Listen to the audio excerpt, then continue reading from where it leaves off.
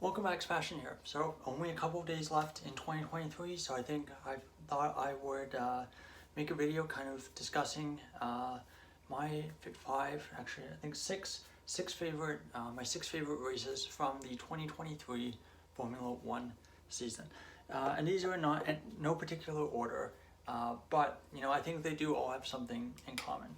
So first, number one, U.S. Grand Prix. So the United States Grand Prix at COTA, and I think my reason why I really enjoyed that race was the tension, the fact that it was a very clear fight between Norris, Hamilton, and Verstappen almost throughout the entire race, and basically right down to the final laps, we weren't sure who was going to win.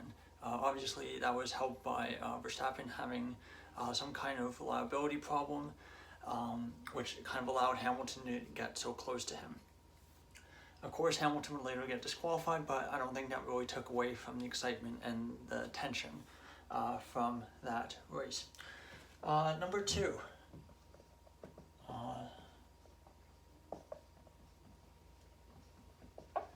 Singapore Grand Prix.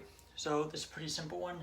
I think for a lot of fans, myself included, the fact that it was the first non-Red Bull win of the season, it was something new, something fresh, and the fact that we had basically a nose-to-tail fight right up till the final lap with that train of cars, Sainz, Norris, Russell, Hamilton, and then for Russell to simply just throw it into the barrier on that final lap.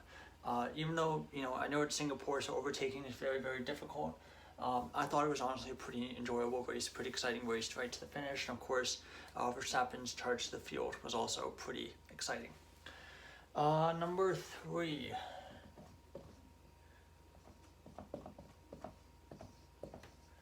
Dutch Grand Prix. So Dutch Grand Prix, a lot of changeable weather conditions, a lot of rain.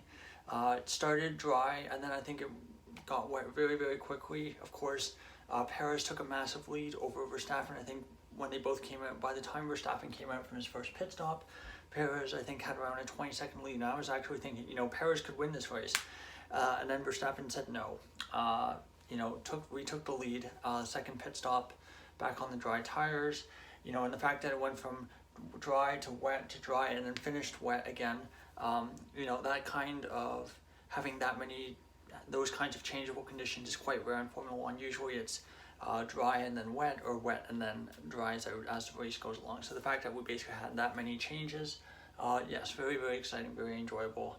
And I think we even got, I think it was basically a change for one of the final podium position when Perez kind of threw it away at the end of the race, of course giving the podium position to Gasly. So yeah, definitely one pretty exciting Grand Prix. Number five, this one's going to be maybe a bit controversial,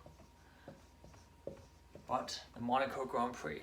And for Monaco, they always say that the race is basically decided in qualifying, and that the end of Q3 for this year's Monaco Grand Prix was absolutely electrifying.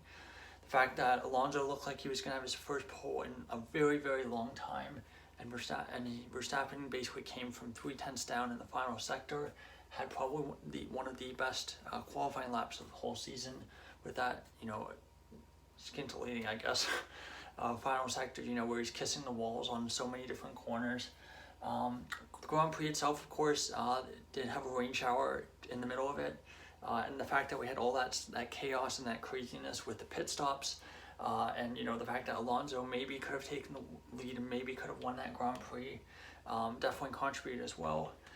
Yeah, just a lot of chaos to the field, some overtakes. Obviously, for Monaco, it's very, very hard to have any overtakes, but having wet weather definitely helped. All right, number 5.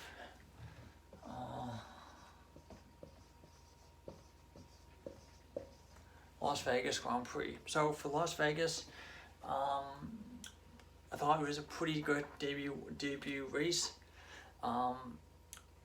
Obviously, Verstappen getting that penalty for the first corner incident contributed to kind of making the race more exciting. Him having to fight back to the field. Some of the late safety cars that we had that brought Perez back into the fight. The contact between Verstappen and Russell, and whether that would give Verstappen too much damage, whether he'd be able to fight back. Leclerc almost getting his first win of the season as well. I think there were so many things there some really good racing, really good wheel-to-wheel action pretty much all through the field. So I thought the Vegas Grand Prix, pretty good race, I thought. Finally, this is going to be a bit of a strange one, but to finish it off, I guess it's the Australian Grand Prix.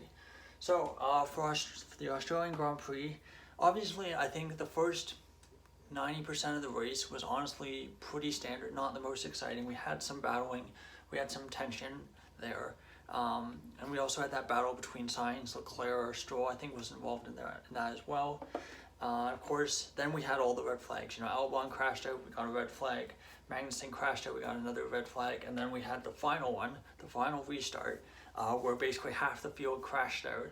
And I think for me, it really kind of brought to light the fact that we kind of need to rethink of how often we use red flags and what we should be doing in those kinds of situations where it's clearly, a lap left, 2 laps left, and every driver is going to be going super aggressive to try to get those positions, because it's really the only chance they're going to have. But I think for the pure chaos factor and the pure shock of how badly that final restart went, I think the Australian Grand Prix has to be on my list of 6. So there you have it, 6 races, and I think for all of them, I think one of the more unifying trends across all 6 is that they all really had tension. They all had moments where you're watching the race where you're not exactly sure what's going to happen, you're not exactly sure who's going to win. I think in Formula 1, that's what we need. We can't have races where Verstappen's going to basically cruise 20 seconds out in front, and he's basically untouched, and he's never seen again until he crosses the line for the checkered flag. We need races with tension. I think these races, to varying degrees at different points, all brought that tension that we so desperately want from Formula 1. And hopefully in 2024 we have more of that, more tension, less races where it's basically just a clear Verstappen domination. So thank you so much for watching. What were your favorite races? What races do you think from this list do you think are maybe a bit overrated? I think I haven't exactly decided when this is going to post, but I think it's probably going to be a couple days before New Year's. I think I'm going to have one more video to kind of just wrap up talking about 2023 races, material, that kind of thing before we get into the brand new year. Thank you so much for watching, and goodbye.